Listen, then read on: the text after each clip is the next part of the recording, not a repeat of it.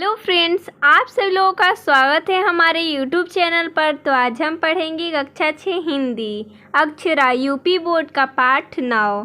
पाठ का नाम है हिंद महासागर में छोटा सा हिंदुस्तान। देखिए दोस्तों, हम इस पाठ का सभी प्रश्न उत्तर देखेंगे। तो प्रश्न है यात्रा वृत्तांत से।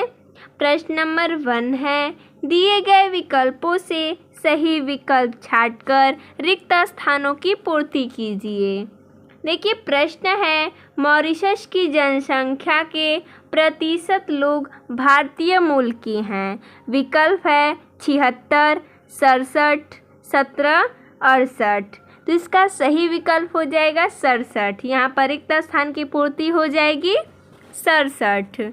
अगला प्रश्न है, मॉरिशस में भारतीय संस्कृति की रक्षा का काम तुलसीदास ने किया है। यहाँ पर विकल्प है विनय पत्रिका, रत्नावली, रामचरितमानस, गीता।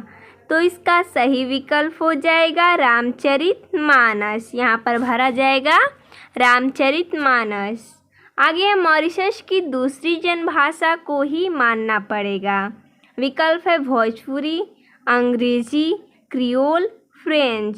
तो इसका सही विकल्प हो जाएगा भोजपुरी। तो यहाँ पर रिक्त स्थान की पूर्ति हो जाएगी भोजपुरी। अगला प्रश्न है, पाठ में आए मॉरिशस के उन सभी गलियों और मोहल्लों के नाम लिखिए जो अपने देश में भी हैं। तो उत्तर हो जाएगा, पाठ में आए मॉरिशस के उन सभी गलियों और मोहल्लों के नाम जो अपने देश में भी हैं इस प्रकार हैं। गलियाँ कलकत्ता, मद्रास, हैदराबाद, मुंबई आदि। मोहल्ले काशी, बनारस, गोकुल, ब्रह्मस्थान आदि। अगला प्रश्न है, लेखक ने मॉरिशस को छोटे पैमाने पर भारत ही कहा है, क्यों? तो इसका उत्तर हो जाएगा, मॉरिशस की जनसंख्या के 67% लोग भारतीय मूल की हैं। इनकी राजधानी की गलियों एवं मोहल्लों का नाम भारतीय शहरों के नाम पर है, जैसे कलकत्ता, मद्रास, गोकुल आदि। भोजपुरी यहाँ की दूसरी जनभाषा है तथा कृषि मुख्य व्यवसाय है। कहने का अर्थ यह है कि लेखक को मॉरिशस में वे सारी चीज़ें मिली जो भारत में हैं, इसलिए उन्होंने इस द्वीप को छोटे पैमाने पर भारत कहा है।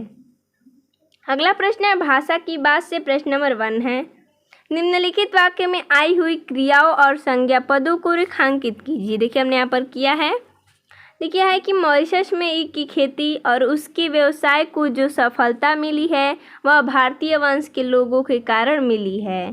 सारा मॉरिशस कृषि प्रधान द्वीप है क्योंकि चीनी वहाँ का प्रमुख अथवा एकमात्र उद्योग है।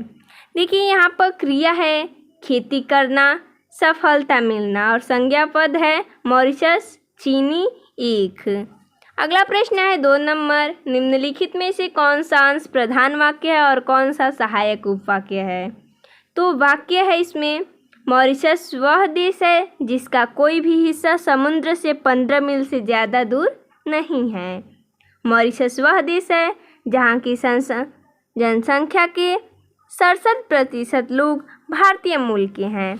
इसमें इन वाक्यों में हमें क्या बताना है, कौन सा प्रधान वाक्य है और कौन सा सहायक उपवाक्य है। तो हमने यहाँ पर लिखा है, पहले वाक्य में जो है, जो कि इसमें दिया है कि मॉरिशस वह देश है जिसका कोई भी हिस्सा समुद्र से 15 मील से ज़्यादा दूर नहीं है। इसमें प्रधान वाक्य क्या है, मॉरिशस वह देश है, और सहायक उपवाक्य क्या है, जिसका कोई भी हिस्सा समुद्र से 15 मील से ज़्यादा दूर नहीं है। और दूसरा वाक्य है, मॉरिशस वह देश है जहाँ की जनसंख्या के 67% लोग भारतीय मूल के हैं।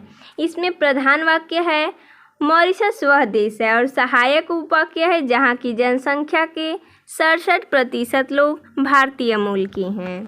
अगला प्रश्न है 3 नंबर, निम्नलिखित मुहावरों का अपने वाक्यों में प्रयोग कीजिए। मुहावरा है लोभ का जागना। इसका हो जाएगा, लुभावनी वस्तुएं देखकर लोभ का जागना स्वाभाविक है। आगे है सड़क छानना। इसका वाक्य हो जाएगा, आगरे में बहुत सड़क छानने पर हम मुश्किल से ताजमहल पहुँचे। आगे मोर्चे पर आगे बढ़ना। इसका वाक्य हो जाएगा, हिरणों के झुंड को देखकर एक जवान शेर धीरे धीरे मोर्चे पर आगे बढ़ा।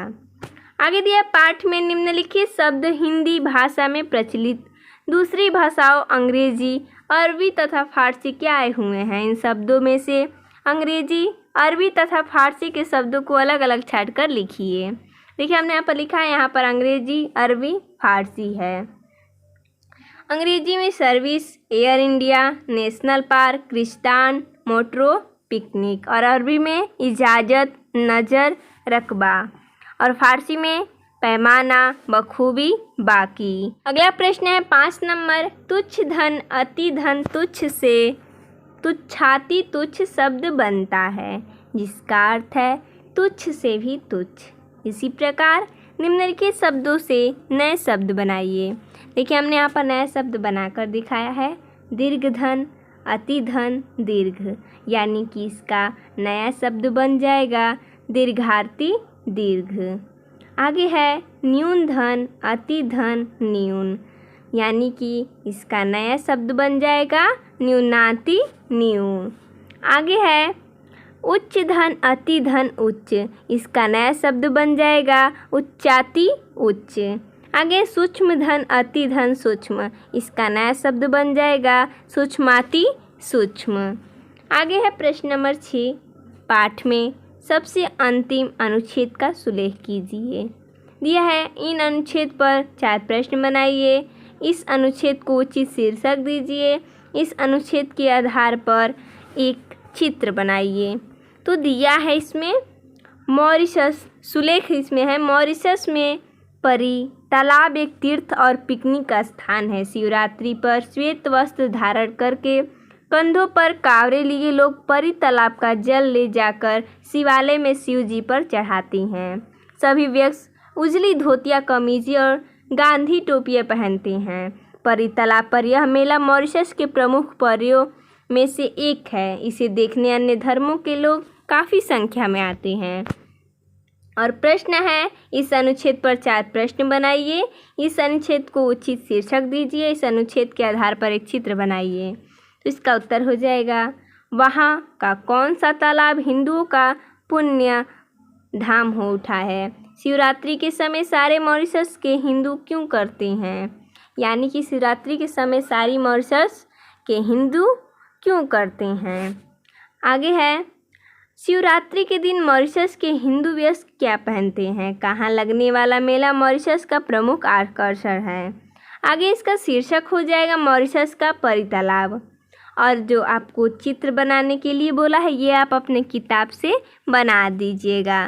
तो देखिए दोस्तों, इसमें इतना ही प्रश्न दिया था। तो मिलते हैं नेक्स्ट वीडियो में, तब तक के लिए धन्यवाद दोस्तों।